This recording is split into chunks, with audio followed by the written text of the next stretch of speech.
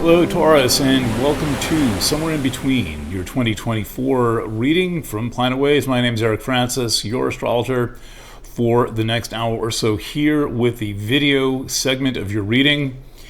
I am reporting in from the Astrology Chalet in Rosendale, New York, a location I've never worked before, but I thought that I would shift the energy of my video work, get into a different place, out of an office environment, and into just a kind of new place and a new time. And I'm here with some unusual astrology for you, which is particularly influential for your sign, because so much happens in Taurus this year, and so much happens in the previous sign to Taurus, which is Aries, and then so much happens in the sign after Taurus, which is Gemini. And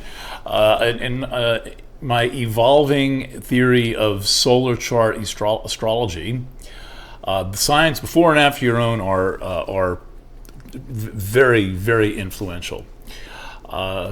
Before I go on, I am working in this new space with very unusual light conditions, a skylight that is just there, and on a very small monitor, doing my best to get the sound and the light correct for ease of viewing.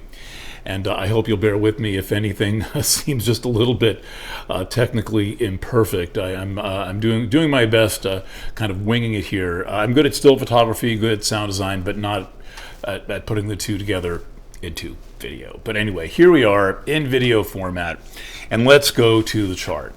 So the solar chart is the chart for the person, for the sign, not the person, and as such, it is. I speak in slightly more broad terms. I cannot deal with specific events, but I can speak in terms of significant general trends, and this is what we're going to work with.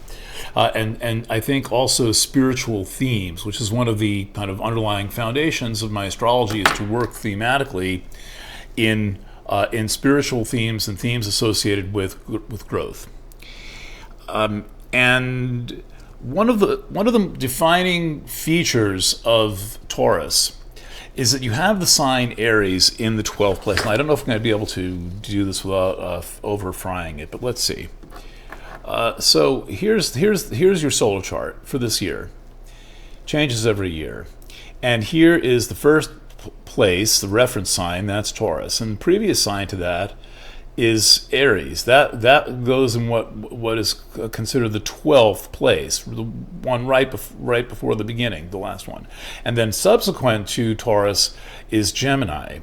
And most of the astrology, with a couple of rare exceptions that are noteworthy, and I will get to them, including kind of unusual minor planets, takes place in Aries and Taurus, and then there's big movement in Gemini as well.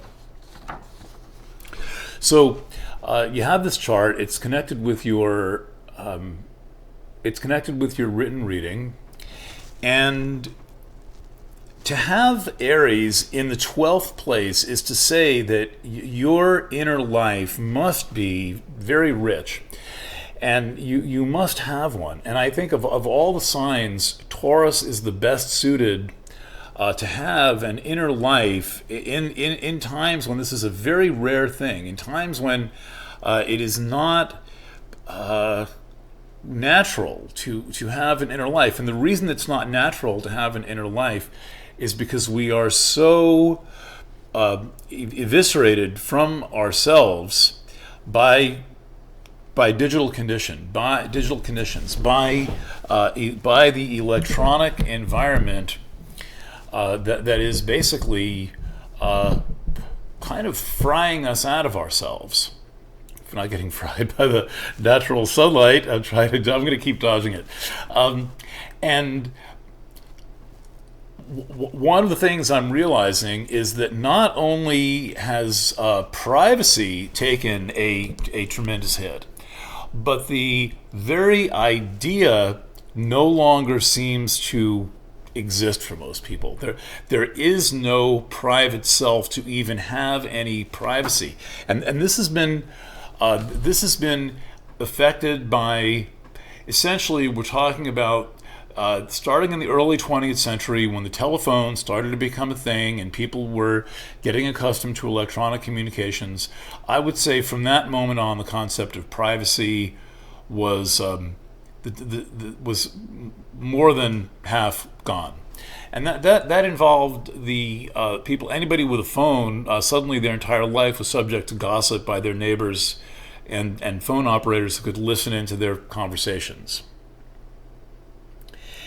And the mere fact of electricity and the mere fact of electronic light speed communication takes us out of ourselves in a way that the human race was never meant to live with. We're supposed to walk places, or maybe ride a donkey or a horse places. We're not supposed to be delivering our messages at the speed of light. And this has the effect of completely eliminating privacy and also turning people into tribes. And tribes are highly damaging to individuality. There basically is no individuality allowed in tribes except for the chief, maybe the chief's daughter, and the shaman. And that's it. Everybody else is part of the tribe, and the concept of individual identity doesn't really exist. It's a special thing for special people. And here we are conditioned by, thousands of years of alphabetic technology, 600 years of 600 years of print technology, all led us inward into an individual state, and then telephone, radio, electricity, boom, took us completely out of that state and turned us from individuals into tribes very quickly, almost overnight. It is so, when you think about it, it is frightening to think of how quickly this change came upon the human race. And it is why we are so disoriented. It is why there is so much insanity in the world right now, is that people are highly destabilized. They are all but entirely removed from themselves.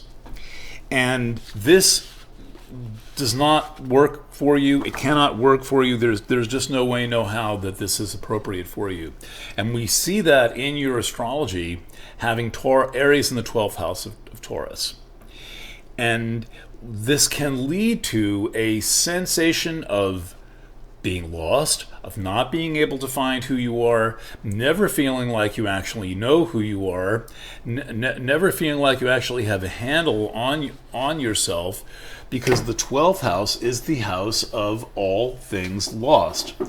And in this house of all things lost, often is you, and yet that creates a kind of a kairotic state. It creates a state where the search becomes intensified, and with the search being intensified, it's likely to become a kind of a shamanic wounding empowerment process. Like, who am I? Where am I? Why can't I find myself? And then a special talent or skill emerges from that. Over the past 6 years, you have had Chiron in the 12th house. 2018 was a very unusual year for you because Chiron entered your 12th house and Uranus entered your first house. Uranus entered Taurus. And so there was a major shift in 2018 going into 2019. And as part of that major shift, Chiron entered your 12th place. In a sense, focusing consciousness and shining a light into that 12th place, where it is generally construed by most people to be very dark in there, very hard to see, very difficult to tell what's real and what's not in the 12th place.